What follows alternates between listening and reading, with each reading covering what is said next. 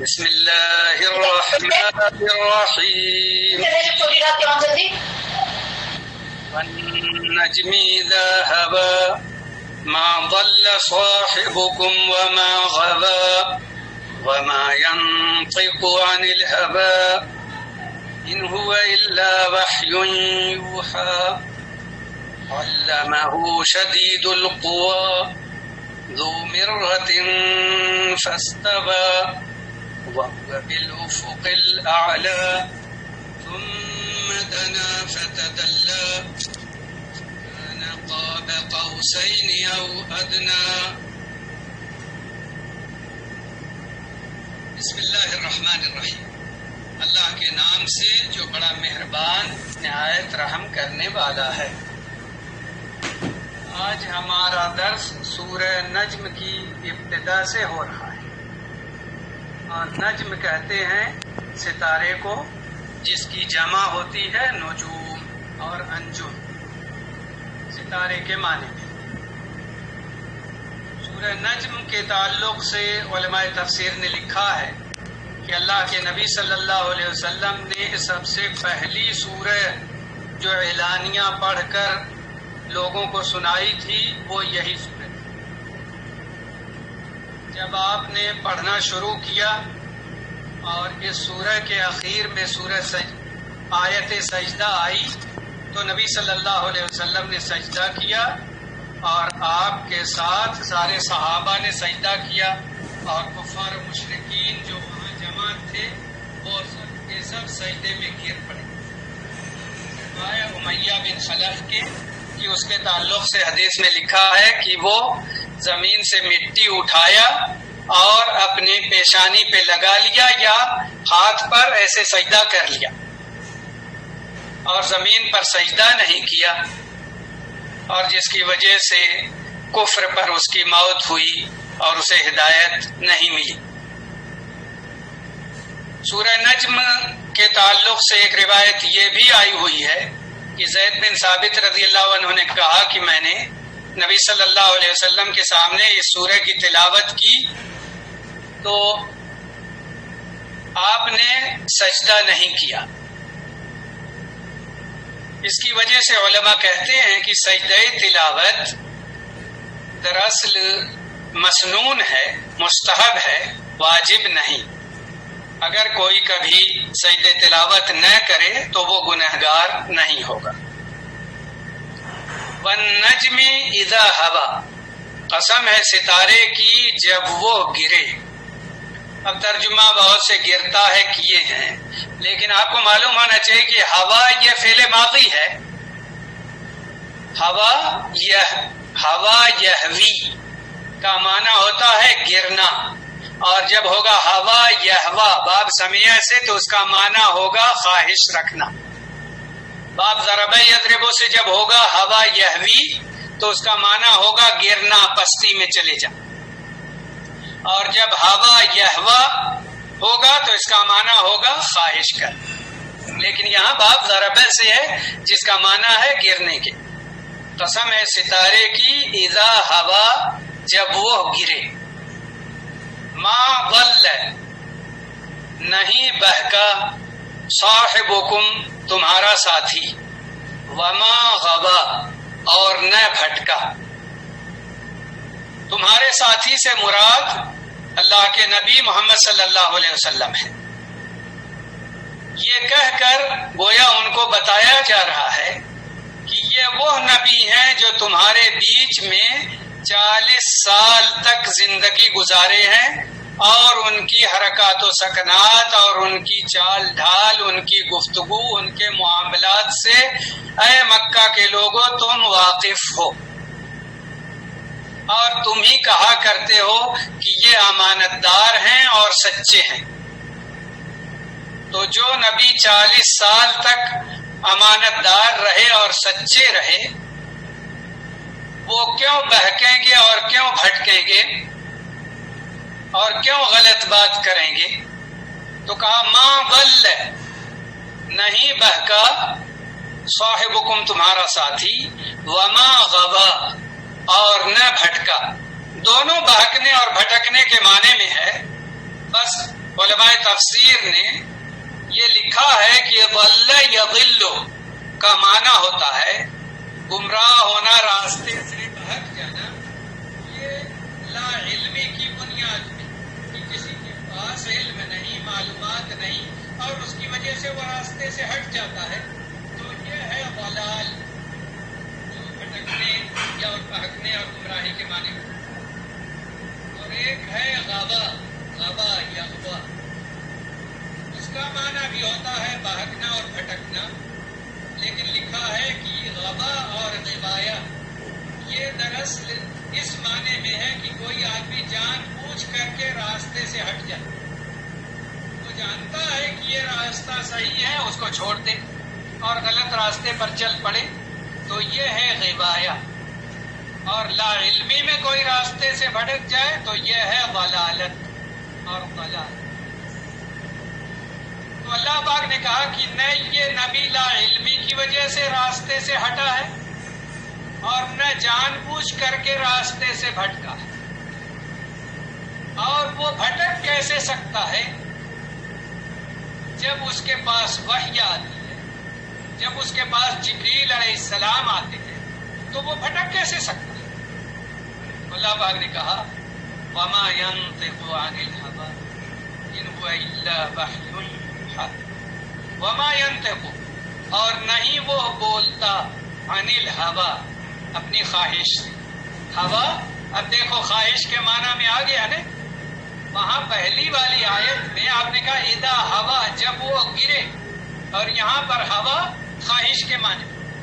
تو میں نے دو بات ذکر کی کہ فعل ماضی اور مضارع میں ایک ہوتا ہے باب ضرب یضرب اور ایک ہوتا ہے سمع یسمع. تو ہوا یہوی جب باب ضرب سے ہوگا تو اس کا معنی ہوگا گرنا، پستی میں چلے جانا. اور ہوا یہوا جب ہوگا باب سمع سے تو اس کا معنی ہوگا خواہش رہے. تو جو دوسرا لفظ ہوا کا ہے وہ دراصل خواہش کے معنی ہے. وَمَا يَنطِقُ عَنِ الْهَوَىٰ، اور وہ نہیں بولتا عن الهوى، خواہش سے، اپنی مرضی اور خواہش سے وہ کچھ نہیں بولتا، یعنی دین کی باتیں نہیں بتاتا جب تک وحی نہ آ جائے. اپنی خواہش سے کوئی اسلامی تعلیم نہیں دیتا اور اللہ کے احکام اپنی مرضی سے نہیں بتاتا.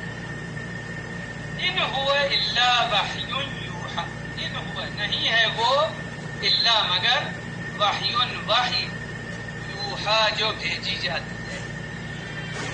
وحی بھیجی جاتی ہے تب وہ بات بتاتا ہے، اور جب تک وحی نہیں آتی تب تک وہ خاموش رہتا ہے. آپ سب جانتے ہیں کہ عمر رضی اللہ عنہ نے کہا تھا کہ اللہ کے نبی صلی اللہ علیہ وسلم آپ کے گھر ہر طرح کے لوگ آتے ہیں، آپ ازواج مطہرات کو پردے کا حکم دے دیجیے. تو نبی صلی اللہ علیہ وسلم کی بھی خواہش تھی کہ پردے کا حکم دے مگر خاموش رہے، کچھ نہیں کہا، اس لیے کہ ابھی وحی نہیں آیا. جب آیت حجاب اتری تب آپ نے حکم دیا ازواج مطہرات کو بھی اور صحابہ کے گھر کی عورتوں کو. تو یہ دلیل ہے اس بات کی کہ اللہ کے نبی صلی اللہ علیہ وسلم جو کچھ بتاتے تھے وہ وحی ہوتی تھی، وہ اللہ کا پیغام ہوتا تھا، وہ اپنی مرضی اور خواہش سے نہیں بولتے تھے. اس میں ایک تو کفار مکہ کی تردید ہے جو یہ کہتے ہیں کہ ان کو کوئی اجمی آدمی ہے جو سکھاتا ہے آ کر اور پھر یہ لوگوں کو سناتے ہیں. تو ان کو معلوم ہونا چاہیے کہ اللہ کے نبی صلی اللہ علیہ وسلم کے استاد تو صرف جبریل علیہ السلام ہیں، کوئی اجمی عربی دوسرا شخص ان کا استاد نہیں.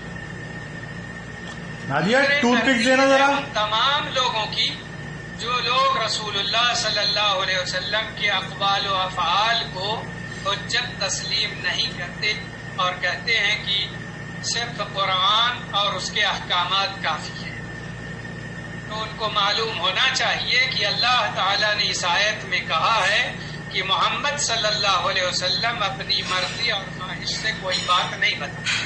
اس کا مطلب آپ کا فرمان، آپ کا عمل، آپ کا طریقہ وہ سب کی سب وحی ہوتی ہے. اس لیے وہ بھی اسی طرح حجت ہے جیسے قرآن حجت اور دلیل ہے. اور قرآن کے بغیر، حدیث کے بغیر ہم قرآن کو نہیں سمجھ پائیں گے، کیونکہ بہت سی چیزیں مجمل ہیں اور نبی صلی اللہ علیہ وسلم کی احادیث اس کی تفسیر ہے. تو جب تفسیر ہوتی ہے تب باتیں واضح ہوتی ہیں اور سمجھ میں آتی ہیں. تو اس میں حدیث کی حجیت ثابت ہوتی ہے اور اسی طرح اس کا وحی الہی ہونا ثابت ہوتا ہے. علمہ شدید القویٰ، علمہ سکھایا ہے اس کو، شدید القویٰ سخت قوتوں والے نے. قوہ یہ قوہ کی جمع ہے، قوت القوت جمع قوہ، قوتیں. شدید القویٰ سخت قوتوں والے نے اس کو سکھایا. ذو مرۃ جو بڑی نہایت طاقت والا. فاستویٰ پھر وہ سیدھا کھڑا ہو گیا.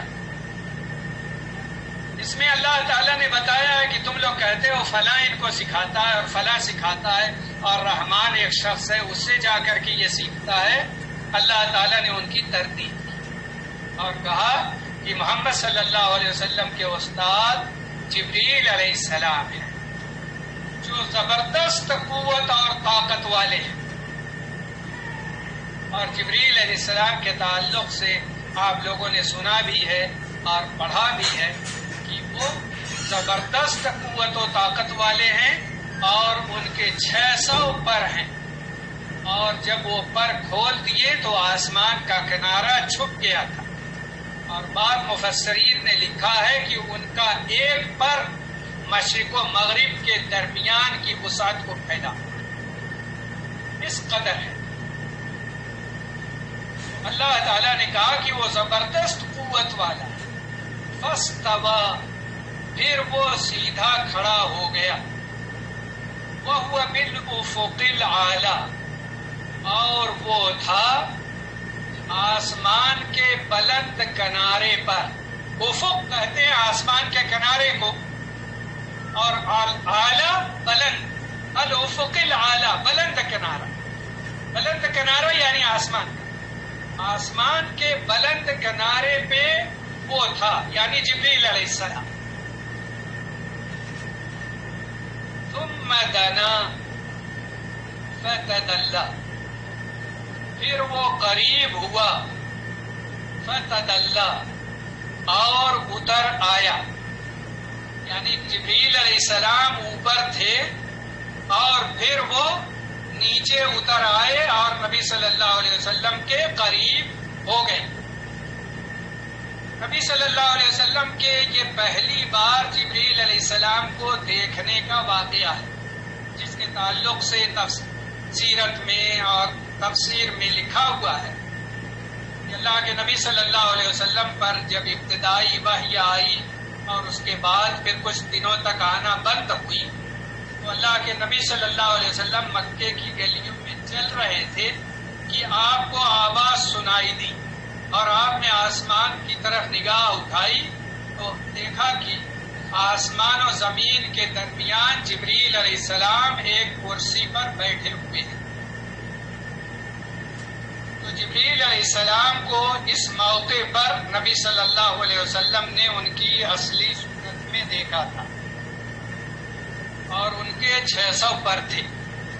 اسی کا تذکرہ کیا اللہ رب العالمین نے. ثم دنا فتدلی پھر وہ قریب ہوا اور اتر آیا. فکان قاب قوسین او ادنا فکان تو وہ ہو گیا. قاب بقدر قوسین دو کمان کے او ادنا یا اس سے بھی زیادہ قریب. قوس کمان کو کہتے ہیں لیکن اس کی جو تانت بدھی ہوئی رہتی ہے تو دونوں کنارے پر جو تانت بدھی ہوئی ہے تو اسی کو کہا دو کمان، یعنی کمان کے دونوں کنارے. کمان کے دونوں کناروں کے درمیان جتنا فاصلہ ہوتا ہے اتنا ہی فاصلہ نبی صلی اللہ علیہ وسلم اور جبریل علیہ السلام کے درمیان تھا، اور ادنا یا بھی زیادہ قریب تھے. تو اللہ تعالیٰ نے اس کا تذکرہ کیا ہے. تو بعض مفسرین نے کہا ہے کہ کمان کے کو باندھتے ہوئے جو دانت لگی ہوئی ہوتی ہے تو اس کا بیچ کا جو حصہ ہے یعنی آدھی کمان اتنا فاصلہ تھا، اور بعض نے تفسیر کی ہے پورے کمان. تو اتنا فاصلہ تھا یا اس سے بھی زیادہ قریب تھے، اور جبریل علیہ السلام کو نبی صلی اللہ علیہ وسلم نے ان کی اصل شکل میں دیکھا تھا. اس لیے یہ ایک بڑی چیز تھی جس کی وجہ سے اللہ تعالی نے اس کا تذکرہ کیا ہے کہ اتنی قوت، زبردست قوت والے یہ فرشتے، ان کو اللہ تعالی نے بنایا ہے، اور وہ بھی اللہ کے حکم کے پابند ہیں کہ وہ اگر کبھی چاہتے ہیں تو اپنی اصل صورت میں نظر آتے ہیں، اور کبھی چاہتے ہیں تو وہ انسانی شکل میں نبی صلی اللہ علیہ وسلم کے پاس ظاہر ہوتے ہیں. فَأَوْحَىٰ إِلَىٰ عَبْدِهِ مَا أَوْحَىٰ، تو انہوں نے وحی پہنچائی اِلَىٰ عَبْدِهِ، اس کے بندے کی طرف، یعنی اللہ کے بندے کی. مَا أَوْحَىٰ، جو کچھ وحی پہنچائی. کیونکہ جبریل علیہ السلام تو اللہ کی وحی نبی صلی اللہ علیہ وسلم تک پہنچاتے تھے، وہ خود اپنی طرف سے نہیں بتاتے تھے. اللہ کی طرف سے وحی جبریل علیہ السلام کو دی جاتی، اور جبریل علیہ السلام پہنچا دیتے تھے نبی صلی اللہ علیہ وسلم. تو اسی کا اللہ تعالیٰ نے تذکرہ کیا کہ اللہ کے بندے کی طرف انہوں نے وحی پہنچائی، جو کچھ وحی دی تھی اللہ تعالیٰ نے. ما کذب الفؤاد ما رأى، ما کذب، نہیں جھوٹ بولا، الفؤاد، دل نے، ما رأى، جو کچھ دیکھا. کیا دیکھا؟ نبی صلی اللہ علیہ وسلم نے جبریل علیہ السلام کو دیکھا، اور اللہ کی یہ بڑی نشانی ہے اور اللہ کی بڑی قدرت کی نشانی ہے. ان کو دیکھا اور ان کی اصل شکل میں دیکھا. تو جو کچھ دیکھا ان آنکھوں نے، کھلی آنکھوں نے دیکھا، اور وہم و گمان نہیں ہوا، دن کے اجالے میں دیکھا، اس لیے شبہ کی کوئی گنجائش نہیں ہے. تو کہا کہ دل نے جھوٹ نہیں بولا، جو کچھ کی دیکھا. لیکن کفار مکہ کہنے لگے کہ یہ کیسے ہو سکتا ہے کہ ان کو اصلی شکل میں دیکھے ہو. تو وہ انکار کر رہے تھے. تو اللہ تعالیٰ نے کہا کہ انہوں نے جو کچھ دیکھا اس کی تصدیق کی دل نے. افتمارونہ علی ما یرا، کیا پھر تم جھگڑتے ہو اس سے، علی ما، اس پر جو یرا وہ دیکھتا ہے. ترجمہ یرا کا دیکھا کہا، تو اس سے مراد اس واقعے کی بات ہے. اور یرا جب کہیں گے تو اس کا مطلب یہ ہوگا کہ نبی صلی اللہ علیہ وسلم جو کچھ بھی غیب کی چیزیں یا باتیں سنتے اور دیکھتے ہیں تو کیا تم لوگ جھٹلاتے ہو. یہاں پر فعل مضارع ہے، اس لیے بہت سے ترجمہ کرنے والوں نے یرا کا ترجمہ دیکھتے ہیں کیا ہے. افتمارونہ، کیا پھر تم جھگڑتے ہو اس سے، علی ما، اس پر جو یرا وہ دیکھتا ہے. یعنی اللہ کے نبی صلی اللہ علیہ وسلم نے جو کچھ دیکھا اور جو کچھ وہ دیکھتے ہیں، غیب کی چیزیں، آخرت کی چیزیں اور باتیں، تو کیا تم جھگڑتے ہو؟ یہ کوئی جھگڑنے کی بات نہیں، کیونکہ اللہ کے نبی صلی اللہ علیہ وسلم اللہ کی اجازت سے اور اللہ کے حکم سے وہ چیز دکھائے جاتے ہیں جو دوسرے لوگ نہیں دیکھ پاتے. وَلَقَدْ رَآهُ نَزْلَةً أُخْرَىٰ عِندَ سِدْرَةِ الْمُنتَهَىٰ، اور البتہ تحقیق انہوں نے دیکھا اس کو. رَآ میں ہوا کی ضمیر محمد صلی اللہ علیہ وسلم کی طرف لوٹتی ہے. اور ہو کی جو ضمیر ہے رآہو میں ہو کی وہ جبریل علیہ السلام کی طرف لوٹی، اور البتہ تحقیق انہوں نے دیکھا ان کو یعنی جبریل علیہ السلام کو نزلتن ایک بار اخرى اور بھی یعنی دوسری بار بھی، یعنی دوسری بار دیکھا عند سدرۃ المنتہا، سدرۃ المنتہا کے پاس۔ یہ دوسری بار ان کو اصل شکل میں دیکھنا ہے، اور یہ اس موقع پر تھا جب نبی صلی اللہ علیہ وسلم کو معراج میں لے جایا گیا اور وہ جبریل علیہ السلام کے ساتھ گئے تھے، تو سدرۃ المنتہا کے پاس نبی صلی اللہ علیہ وسلم نے جبریل علیہ السلام کو ان کی اصل شکل میں دیکھا تھا۔ تو یہ دوسری بار ان کو دیکھنے کا تذکرہ اللہ تعالی نے کیا ہے۔ بعض لوگ اس سے یہ سمجھتے ہیں کہ یہاں پر اللہ تعالی کو دیکھنے کا ذکر ہے، لیکن جمہور مفسرین یہی کہتے ہیں کہ یہاں اللہ تعالی کو دیکھنے کا ذکر نہیں بلکہ جبریل علیہ السلام کو دیکھنے کا ذکر ہے، پہلے والی آیات میں بھی اور بعد والی آیت میں بھی، کیونکہ 2 بار دیکھا تھا نبی صلی اللہ علیہ وسلم نے، اور ان 2 بار دیکھنے کا تذکرہ اللہ تعالی نے کر دیا ہے۔ اور رہا اللہ تعالی کو دیکھنا، تو اللہ تعالی کو کوئی دنیا کی اس آنکھ سے نہیں دیکھ سکتا۔ اور جب نبی صلی اللہ علیہ وسلم سے پوچھا گیا کہ کیا آپ نے اللہ تعالی کو دیکھا، تو نبی صلی اللہ علیہ وسلم نے فرمایا نور وہ تو نور ہے، کہاں میں اس کو دیکھ پاؤں، ایسے ہی صراحت موجود ہے۔ اور عائشہ رضی اللہ عنہا نے بھی کہا تھا کہ جو یہ کہے کہ نبی صلی اللہ علیہ وسلم نے اللہ تعالیٰ کو دیکھا تو اس نے جھوٹ کہا۔ لا تدرکہ الابصار وہو یدرک الابصار، کہ نگاہیں اس کا ادراک نہیں کر سکتی، وہ نگاہوں کا ادراک کرتا ہے، اور وہ بڑا باریک بین اور بڑا خبر رکھنے والا ہے۔ اور اسی لیے یہ حدیث میں لکھا ہوا ہے کہ قیامت کے دن جو مومن ہیں وہ اللہ تعالیٰ کو دیکھیں گے، اور قرآن میں بھی موجود ہے، تو قیامت کے دن دیکھیں گے اور جنت میں دیکھیں گے۔ لیکن دنیا کی آنکھوں میں اللہ تعالیٰ نے وہ قوت نہیں رکھی ہے کہ کوئی اللہ تعالیٰ کو ان آنکھوں سے دیکھ سکے۔ البتہ عبداللہ ابن عباس رضی اللہ عنہ سے جو دیکھنے کا تذکرہ ہے، تو مفسرین کہتے ہیں کہ انہوں نے کہا کہ دل کی آنکھوں سے دیکھنا مراد ہے، تو کوئی اختلاف کی بات ہی نہیں ہے کہ دل کی آنکھ سے دیکھنا مراد ہے، تو ہو سکتا ہے، لیکن ان آنکھوں سے جو اللہ تعالیٰ نے انسانوں کو 2 آنکھیں بنائی ہے، ان سے نبی صلی اللہ علیہ وسلم کا دیکھنا اللہ تعالیٰ کو یہ ثابت نہیں ہے۔ اور یہاں پر جو دیکھنے کا تذکرہ ہے تو اس سے مراد جبریل علیہ السلام کو دیکھنا ہے۔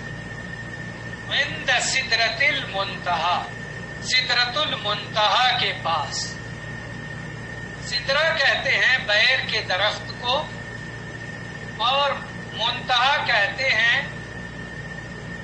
انتہائی حد، جہاں حد ختم ہو جائے، جو سرحد ہو وہ منتہا ہے، یعنی انتہائی حد، انتہائی مکان، وہ مکان جہاں پہ انتہا ہو جائے لوگوں کے جانے اور پہنچنے کی، تو اس کو سدرۃ المنتہا اسی لیے کہا جاتا ہے کہ ایک تو وہی آخری حد ہے، فرشتے یا انسان یا انبیاء اور دوسرے لوگ اس سے آگے نہیں جاتے۔ اور دوسری بات، اس کو سدرۃ المنتہا اس لیے کہا جاتا ہے کہ آدم علیہ السلام کے رہنے اور سہنے کی جگہ وہی تھی، وہاں سے نکالنے سے پہلے اسی کے پاس جو جنت المأویٰ ہے جس میں۔ اور یہ بھی کہا جاتا ہے کہ جو روحیں لوگوں کی لے جائی جاتی ہیں تو وہی حد ہے، وہیں پر پہنچائی جاتی ہیں اور پھر وہاں ان روحوں کو رکھا جاتا ہے۔ کہا کہ اس لیے وہ سدرہ جو آخری حد ہے اسی لیے اس کو منتہا کہا جاتا ہے کہ وہی پہنچنے کی آخری حد ہے، تو وہ سدرۃ المنتہا ہے۔ عندہا جنت الماوا، اسی کے پاس جنت الماوا ہے۔ ماوا کا معنی ٹھکانہ، کیونکہ آدم علیہ السلام کا ٹھکانہ وہی تھا، اس لیے اس کو جنت الماوا کہتے ہیں۔ اور آپ کو معلوم ہے کہ جنت میں اللہ تعالیٰ نے 100 درجے بنائے، تو یہ مختلف درجات ہیں جو اللہ تعالیٰ نے بنائے ہیں جنتوں کے لیے۔ جنت الماوا کا تذکرہ کیا کیونکہ وہ وہیں پر سدرۃ المنتہا کے قریب میں واقع ہے۔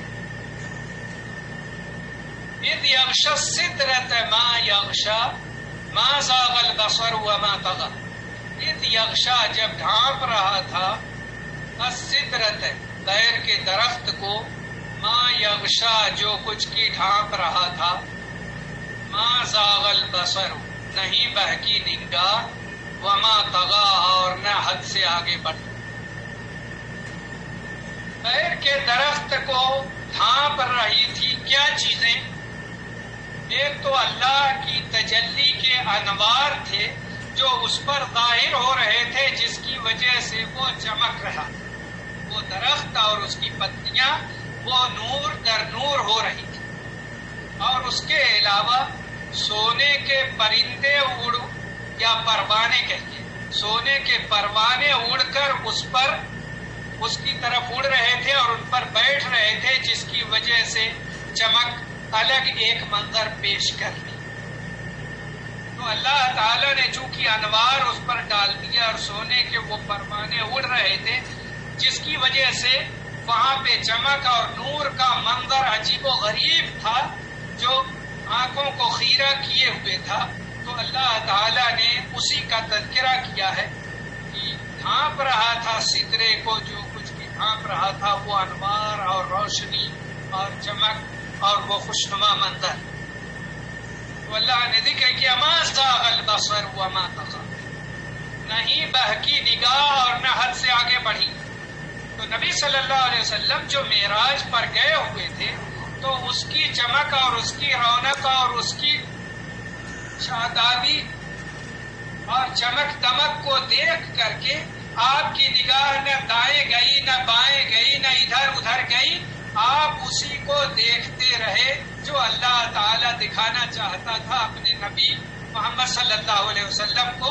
گویا بتانا چاہ رہے ہیں کہ نبی صلی اللہ علیہ وسلم بلا ضرورت ادھر ادھر تاک جھانک نہیں کرتے، وہی کچھ دیکھتے ہیں جو اللہ تعالیٰ اپنے نبی کو دکھاتا ہے، اور وہی کچھ سنتے ہیں جو اللہ اپنے نبی کو سناتا ہے، تاکہ وہ اللہ کے حکم کے مطابق وہ احکامات لے، اپنے دل میں جذب کرے اور لوگوں تک اسے پہنچائے۔ لقد رأى من آیات ربه الکبریٰ، یقیناً انہوں نے دیکھی اپنے رب کی کچھ نشانیاں بڑی۔ من بعد کے معنی میں بعد، آیات نشانیاں، من رب ہی اپنے رب کی، الکبریٰ بڑی۔ الکبریٰ یہ الف لام کے ساتھ اس لیے آیا ہے کہ آیات مضاف ہے، اور مضاف مضاف الیہ کی جو ترکیب ہوتی ہے تو اضافت کی وجہ سے خصوصیت پیدا ہو جاتی ہے، تو آیات میں خصوصیت پیدا ہو گئی، اس لیے الکبریٰ الف لام کے ساتھ معرفہ لایا، جو آیات کی صفت ہے الکبریٰ، کہ اللہ کی بڑی بڑی نشانیاں انہوں نے دیکھی۔ ان نشانیوں میں کیا کیا چیزیں ہیں؟ ان نشانیوں میں ایک بڑی نشانی جبریل علیہ السلام کو ان کی اصل شکل میں دیکھ۔ کوئی معمولی بات ہے کہ 600 پر ہوں، اور جیسے مفسرین نے کہا ایک پر اتنا بڑا ہے کہ مشرق و مغرب کے درمیان، تو اس سے ان کی عظمت اور قوت کا اندازہ لگایا جا سکتا ہے کہ کس قدر ہوگی۔ اندازہ نہیں لگا سکتے، سوچ سکتے ہیں کہ کس قدر قوت والے بنایا ہے اللہ تعالیٰ نے ان کو۔ تو اللہ کی یہ بڑی نشانیاں میں سے ایک نشانی ہے۔ اور اسی طرح یہ بھی معلوم ہے کہ نبی صلی اللہ علیہ وسلم نے سدرۃ المنتہا اور اس پر انوار الہی کو دیکھا، اور परवानों की चमक को देखा और जन्नत को देखा और जहन्नम को देखा और जन्नत की नेमतों को देखा और जहन्नम के आजाब को देखा, तो अल्लाह की बड़ी बड़ी निशानियां नबी सल्लल्लाहु अलैहि वसल्लम ने देख ली थी। अल्लाह ताला ने उसका तज़किरा। फिर अल्लाह ने कहा अफ़रअयतुमुल लात वल उज़्ज़ा व मनात अस-सालिसतल उख़रा अलकुमुज़ ज़कर व लहुल उन्सा तिल्का इज़न क़िस्मतुन ज़ीज़ा।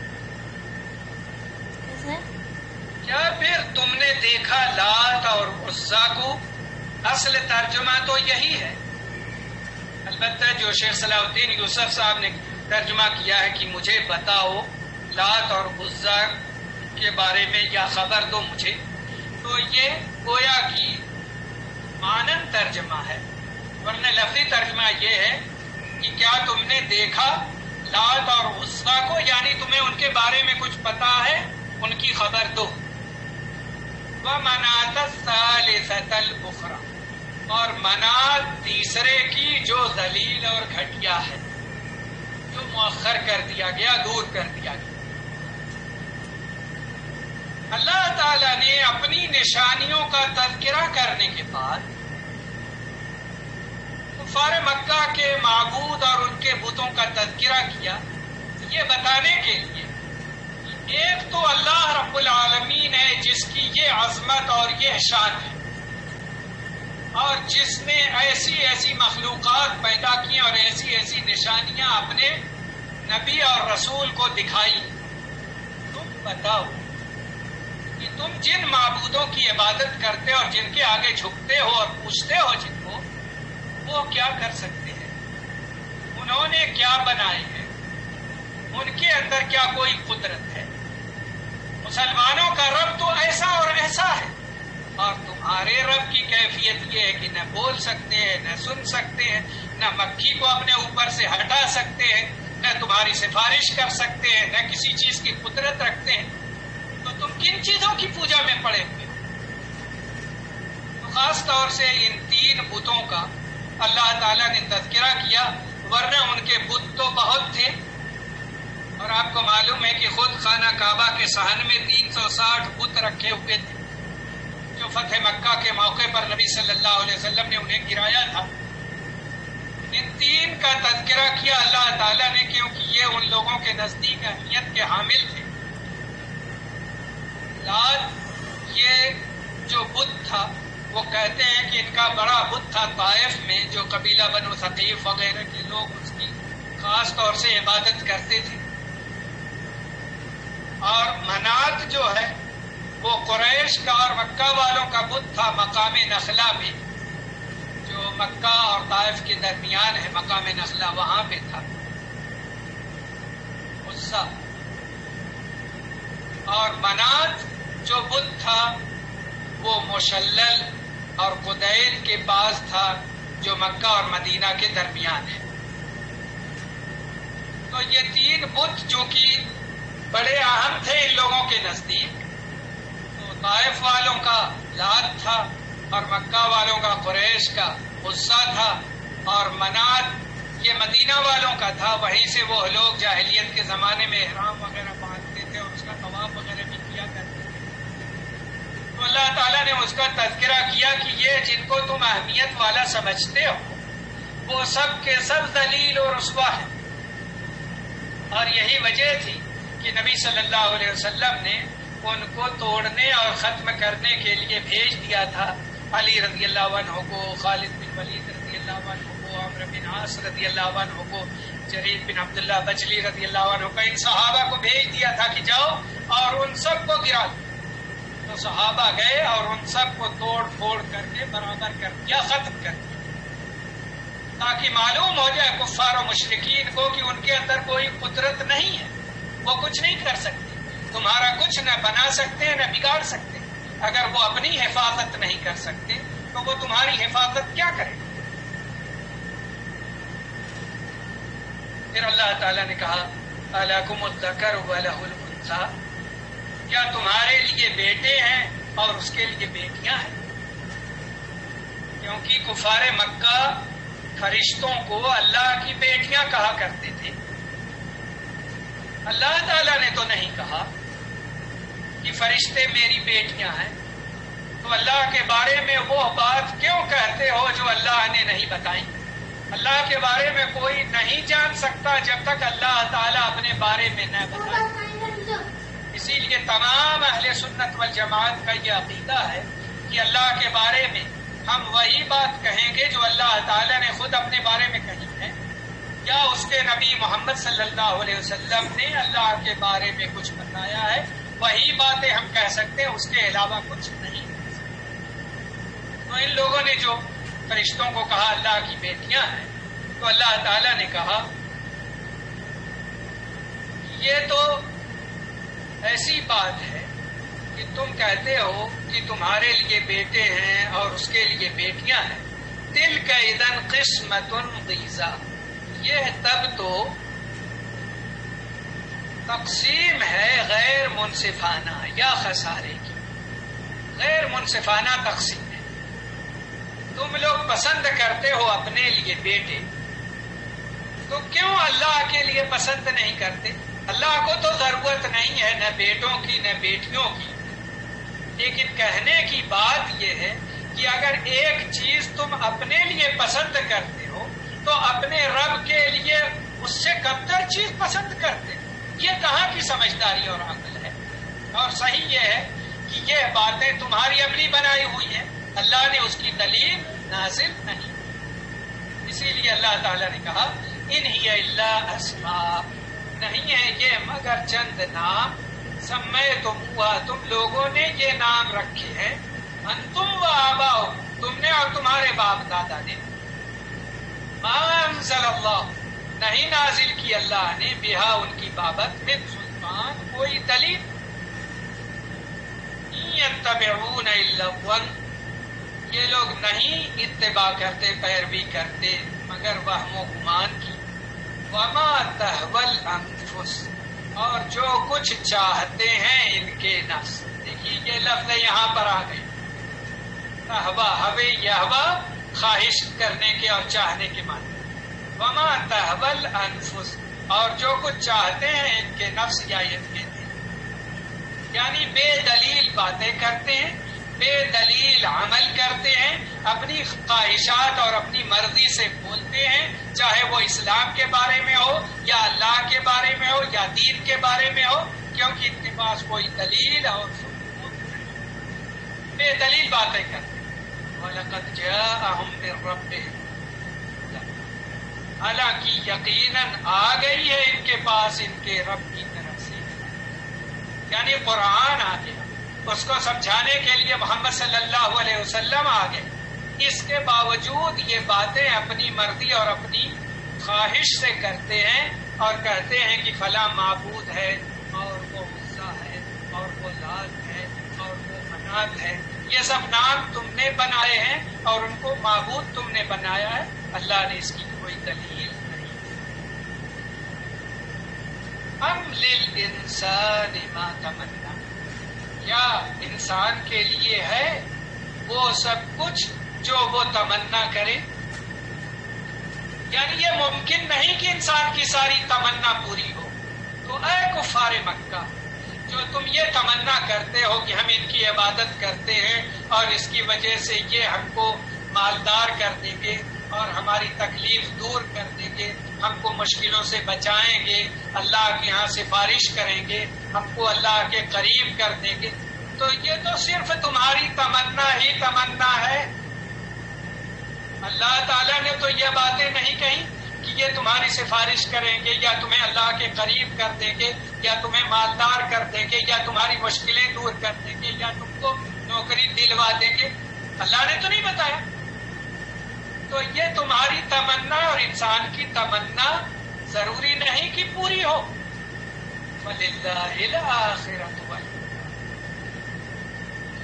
تو اللہ ہی کے لیے ہے آخرت، یعنی پچھلا جہان جو آخر میں آئے گا، پیچھے آئے گا، وَالْأُولَىٰ، اور پہلا جہان جو پہلے آ گیا یعنی دنیا، اور جو آخر میں آئے گا، پیچھے آئے گا بعد میں۔ تو پچھلا جہان اور پہلا جہان یہ اللہ ہی کے لیے ہے، اللہ کی حکومت ہے، اللہ کی بادشاہت ہے، وہ جو چاہے گا فیصلہ کرے گا، وہ جو چاہے گا حکم دے گا، جسے چاہے گا جنت میں داخل کرے گا، جسے چاہے گا جہنم میں پھینک دے گا۔ تمہارے معبودوں کے پاس نہ دنیا ہے نہ آخرت ہے، نہ ان کا کوئی حکم اور آرڈر چلتا ہے۔ اس بنیاد پر تم امید ان سے لگائے ہوئے ہو، سب کچھ اللہ کے پاس ہے، اللہ ہی سب کچھ کرنے والا بھی ہے۔